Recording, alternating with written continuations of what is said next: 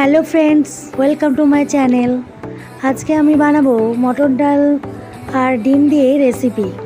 একটি পাত্রে তেল দিয়ে ভালো করে পাত্রটাকে মাখিয়ে নিলাম। দুটো ডিম আর কিছু পরিমাণ মটর ডাল একসাথে পেস্ট করে নিয়ে সেই পেস্টটা তেল মাখানো পাত্রের মধ্যে ঢেলে দিলাম।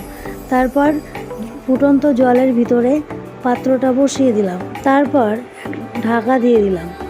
কিছুক্ষণ এরকম ভাবে সিদ্ধ করে নিলাম। সিদ্ধ হয়ে গেলে ছোট ছোট করে পিস করে কেটে নিলাম। এখানে আমি আদা, পেঁয়াজ, রসুন নিয়ে নিয়েছি। এগুলোকে ব্লেন্ডারে ব্লেন্ড করে নিয়েছি। তারপরে কিছু পরিমাণ আলু নিয়ে নিলাম।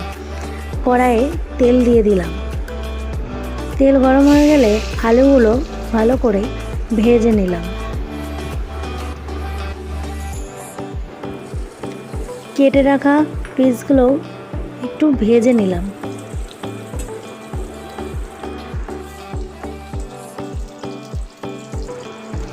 জিরে, তেজপাতা, শুকনো লঙ্কা তেলের উপরে দিয়ে দিলাম। তারপরে টমেটো, ক্যাপসিকাম আর কারি পাতা তেলের উপরে দিয়ে দিলাম। ভালো করে এগুলোকে নেড়ে চেড়ে নিয়ে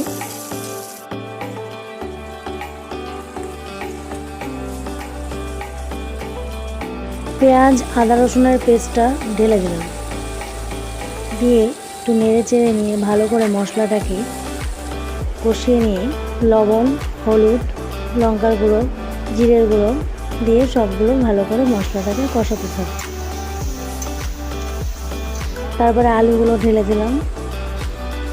আলুগুলো নেড়ে চেড়ে সামান্য একটু জল ঢেলে দিলাম। তারপরে দিয়ে দিলাম একটু চিনি।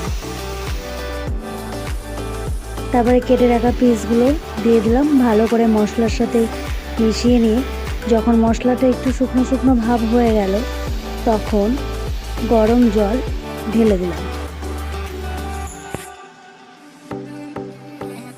পোস্ত আর কাঁচা চিনেবাদামের পেস্ট দিয়ে দিলাম।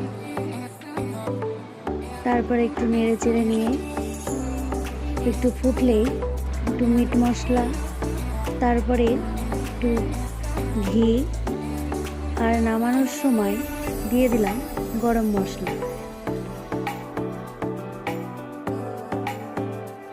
এই রকম করে তৈরি হয়ে গেল আমাদের ডিম আর মটর ডালের রেসিপি।